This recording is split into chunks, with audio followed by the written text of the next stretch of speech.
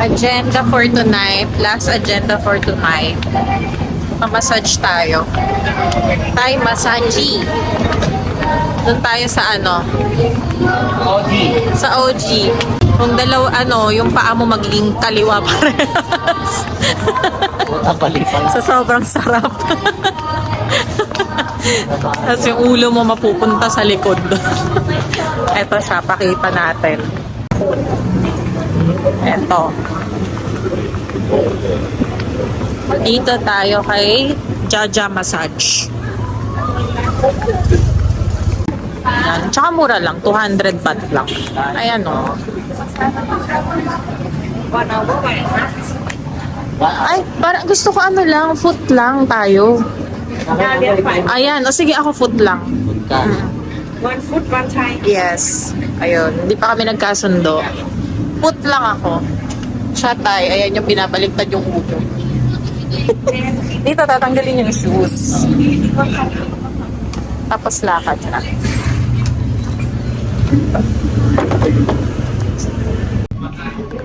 Yan, bago ng desisyon. Parehas ng full body massage na dry. Sabihin mo ko bakit. May tatabi ko sa mabango. Kaya, nagpo-put siya. Kaya dito na rin tayo, full body na rin. นวดไทย2 คนเลยเหรอ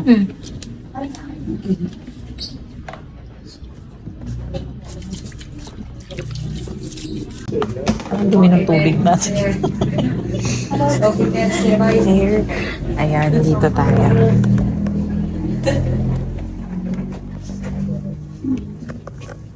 This one?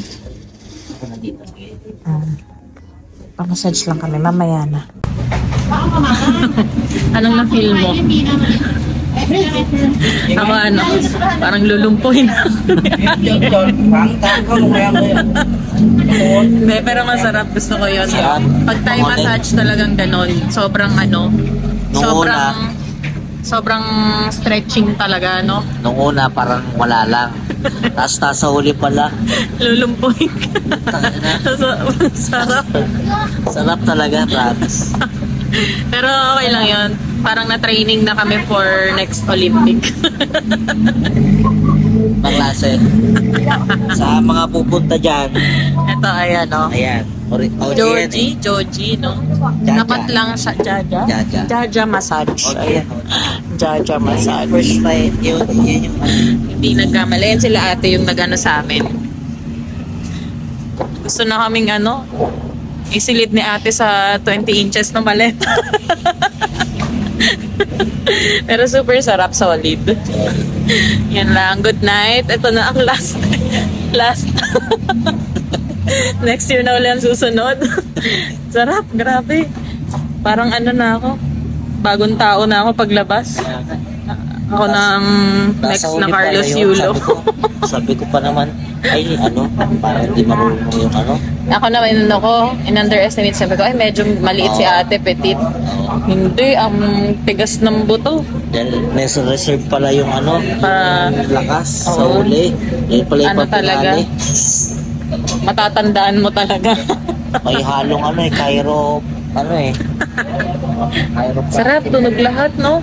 Tunog.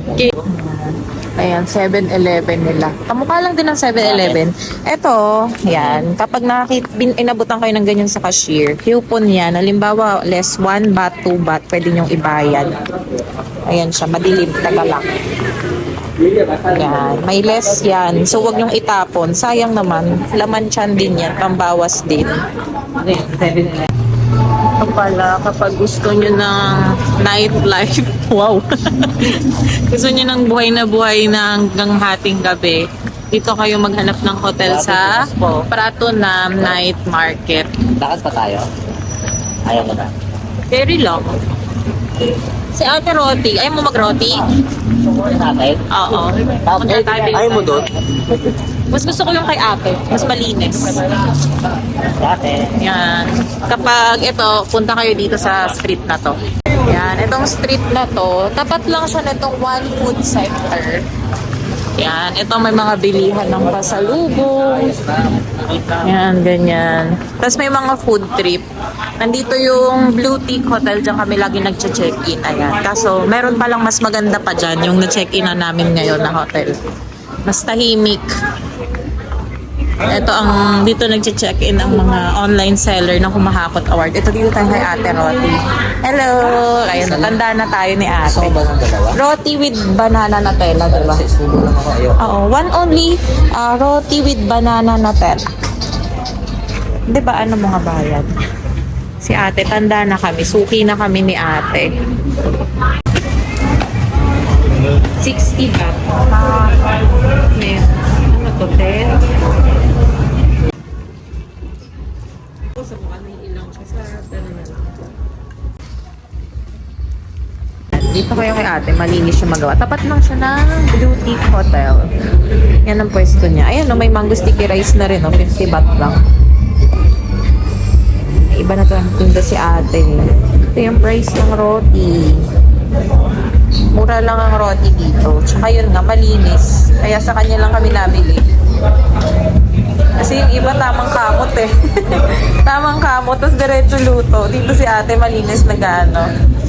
Naghuhugas-hugas naman siya ng kamay. Tsaka maganda yung kamay ni Ate. Yan. Isang street to. Yes, please. Isang street to, ayan. Merong tindahan. Tapos, ayun, may mga hotel doon. Ito may mga souvenir. Lahat nandito na. May money exchange. May ATM pa doon sa dulo. May 7-Eleven. Itong street na to, kompleto. Kainan. Ang dami. Basta ayun lang. Thank you! Thank you! Ayun lang siya. Basta ito, tapat na yung food center. Okay na. Ayan, no, may Thai massage na rin siya dito. May spa. Kompleto sa street na to, no? Parang ang ano, parang ang naka-check-in sa gitna ng 999 Mall. Kasi as in, wholesalan talaga. Ang lapit, sobrang lapit niya sa ano, Pratunam Night Mart. Ito na nga talaga yun. Konting lakad lang. Siguro mga 2 minutes walk lang. Pwede siyang parang dessert. Ano bang ano nito? Hindi ko alam eh. Basta lasa siyang Nutella with banana. Ayan o, ang sarap niyan sobra. Dessert, after nyo kumain ng kanin or mga maaanghang, ito yung pangontra, pantanggal utak. Roti! Ito yung hotel namin. Yan, Gateway. Papasok lang ng konti. Maingay dito eh, sa parang daan, sa street na to eh. Pero pagpasok mo dito, tahimik na siya. Ay, ito yung ano, alam ko, ito 10 baht water lang siya. Oh. Ayan o. Oh. Basta may ano ka, container, nalapat dun sa ano nila. 10 baht lang yung isang galon yata. Ayan. Ito yun, Gateway Hotel. Tahimik na. Yun na yun. Good night! Hi! At dito natatapos ang ating vlog-vlogan sa Thailand. And next naman natin ay Vietnam. Hanoi, Vietnam. Hi! Dito na kami ngayon sa Don Muang International Airport. Saan tayo next? Sa Hanoi, Vietnam. Makabiting ka pa. Danang naman. Papunta kami ngayon doon. Hindi na kami galing Manila kasi dito na kami sa Thailand eh. Diretsohin na natin para isang travel tax lang, isang singilan. Update namin kayo kapag nasa ano na kami. Passport. Kapag nasa nakalapag na. Punta muna tayo dito sa immigration. Bye! Bawal mag-record. Hello, lampas na. Lampas ng immigration. Ay. Hindi siya mahigpit pagdating sa hand carry. Yung Don Muang to Hanoi, hindi siya mahigpit, Air Asia. Kasi ilan ang dala namin, di ba dapat tig-isa lang? Ito dala namin yan. May 2 maleta na solid sa bigat. Tapos meron pa kaming isang tote bag. Tapos meron pang personal bag. Hindi siya mahigpit. Pero wag lang matche-tsempo siguro sa ano. Wag lang matche-tsempo sa masama ang gising. Punta na tayo sa gate natin. Pakita ko. Ayan, papunta na tayong gate 12 kasi nandun yung airplane natin. Papuntang Hanoi. At nagkamali pa si Kuya. Yung inarkila namin na van. Ay, van ba yun? Ano yun? Innova? Nagkamali. Sa Suvarnabhumi kami ibababa. Parang mga 10 minutes away na lang. Tapos, buti na check ng asawa ko na yung may signage, Suvarnabhumi. Hindi kami nagkaintindihan. Pero sa kachat ko kasi sila sa Facebook, Don Muang talaga nasabi ko. Don Muang ang nasabi ko. Hindi lang siguro sila nagkaintindihan ng driver tsaka nung nag-chat sa akin. Buti na lang maaga. Maaga pa rin kaming nagpa-book. Hindi kami na late sa flight. Saktong-sakto lang. Buti na lang. Kaya lagi kayo maglalaan ng extra na oras. Mahirap na pag ayun, nagka-problema. Tapos lalo na may mga check-in baggage kayo. Tsaka pag nag-check-in baggage kayo, dapat 2 hours before flight. Kasi hindi na kayo makakapag-add ng kilo. Hindi na kayo makakapag-add ng kilo kapag malapit na yung boarding time nyo. So, mas mapapamahal kayo kapag sa airport kayo nagbayad. Kaya dapat, prepare nyo na lahat. Kiluhin nyo na. Bago pa kayo makarating ng airport para hindi kayo ma-hassle. Usually naman sa mga hotel may mga kiluhan yan. Ito maraming mga foods dito sa Don Muang. Pero yun nga, nagsasara sila sa gabi. Yung papunta namin ng Manila to Thailand, hating gabi na kami lumapag, madaling araw. Sarado na to lahat. Yan. Wala ka na makikitang mga ganyan. Yung mga nasa harapan na lang. Pero ganito, pag ganitong oras pala, super daming nakabukas. Medyo luma yung airport, pero malinis. Yun ang mahalaga. Kasi kaka-open lang to ng international. Dati parang mga local lang siya. Ayan. Sa AirAsia ha. Pero malaki siya tsaka malinis. Ang ganda ng airplane, no? May sticker siya. AirAsia Thailand ang naman natin ngayon.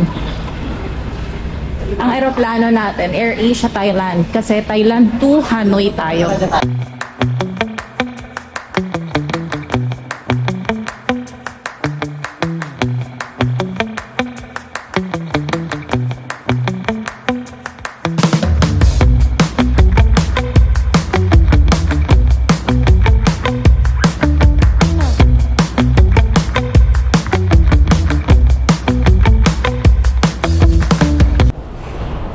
On the way to Hanoi.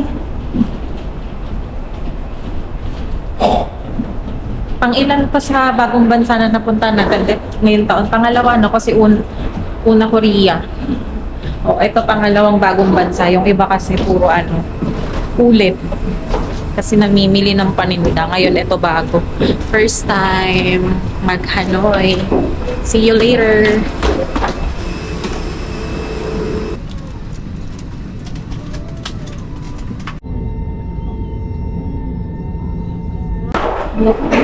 Ng Vietnam. Ang social ng airport agad. Okay, lampas na tayo ng immigration ng Vietnam. Punta na tayo sa carousel number 1. Nandun daw yung mga maleta natin. Mga pasalubong galing Thailand. Hindi mo sure. Eto, check natin.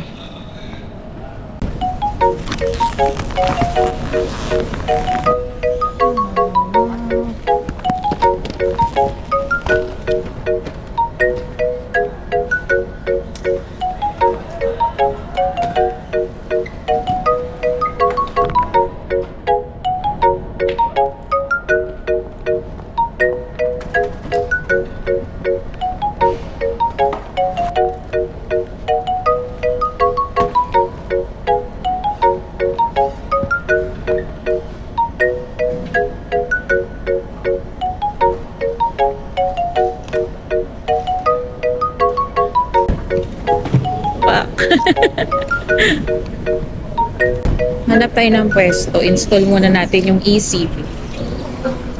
Para makontak natin yung susundo sa atin na binuko sa Klook. Lampas at pasado ng customs ng Vietnam. Hindi na tayo hahanap ng SIM card kasi may eSIM naman tayo. I-install na lang natin. Sagap lang tayo ng free wifi ng airport. Pero dito, paglabas nyo, ayan meron na agad mga bilihan ng SIM. Ayan, tapos may mga money exchange na rin. Meron ding ATM dun sa dulo. Ayan, may restaurant. Ayan, dito muna tayo. Install lang tayo ng eSIM. Ganyan lang mag-scan ng eSIM.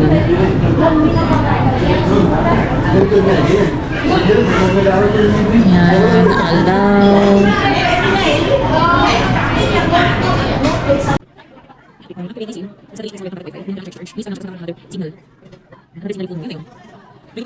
Tsaka huwag niyong puputulin huwag niyong papatayin yung phone habang ini-install. Ayan, continue lang. Update later lahat. Pwede namang ayusin yan mamaya. Kesa SIM card na physical SIM card, talagang open nyo pa yung phone. Di tulad nito. Ready to use na siya. Ayan. Testing natin.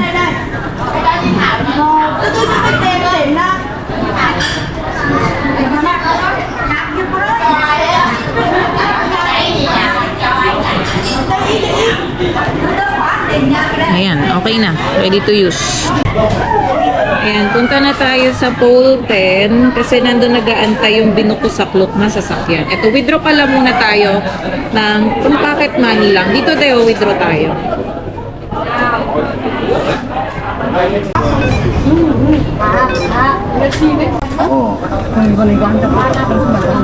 Ito na yun. 2 million dong na to. Ng resibo. 2 million dong. 4-5 ang katumbas. Ayan, milyonaryo na tayo agad pag-withdraw. Ayan, dito, ganda ng airport nila. Kahit pagtawid mo, may bubong pa rin. Ayan, may mga nag-aalok na din ng mga taxi. Pero sabi nila, ingat daw kayo kasi yung iba daw mabilis magpalit ng papel. Halimbawa, 500,000 dong yung binigay mo. Gabi. Ang i-claim nila yung kakulay, mabilis daw mag-switch ng hindi ko naman nilalahat. Pero double check nyo pa rin, i-make sure nyo yung binigay nyo na pera. Kaya hanapin yung pangalan.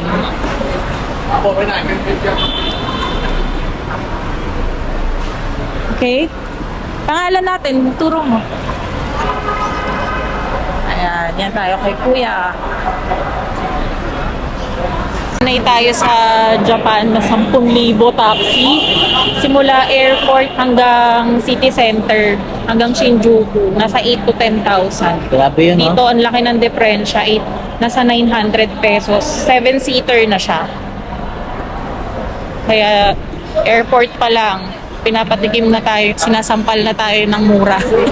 Murang bilihin ng murang presyo daw sa Vietnam. Ang na-withdraw pala natin sa ATM is 2 million dong. Pag-check ko nasa 4.5 daw. Pagka-convert ko sa Google, ayan, 4.7. So parang 4.7. Ito yung sasakyan, maganda, 'di ba? 900 pesos lang.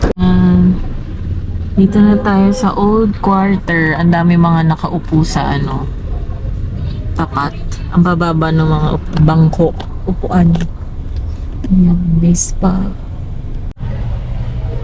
Mga mukha ng Vietnamese ang kikinis din, no? Makikinis din sila.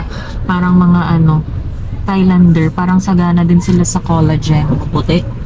Oo, mapuputi din sila. Hanoi Oriental Hostel. Ayan yung pagpasok CR. Tapos na-in-upgrade din kami. Totoo nga ang chismis sa Vietnam. Double lang ang ko na room. Ayan. Ito yung double lang ang ko. Binook ko na room pero triple. In-upgrade kami sa triple. Ayan. Ang lapit mo natin sa Beer Street. Diba tayo hanapan natin gamot si Sean dahil masakit daw ang ngipin. Hindi makakasama. Dito sa hotel, meron siyang mga souvenir sa baba. Parang parang pamilya yung may-ari. Kaso hindi talaga sila nakaintindi ng English. Pero super bait nila. Tinulungan, isipin mo yung 7 maleta namin. Tawag dun, inakyat nila hanggang 2nd floor. Hanap tayo dito ng pharmacy, lakad-lakad konti. Uy, ang sarap po, mga fresh seafoods. Ayan o, lalaki. Sa pwesto ng hotel namin, as in pagbaba mo, ang dami ng bilihan.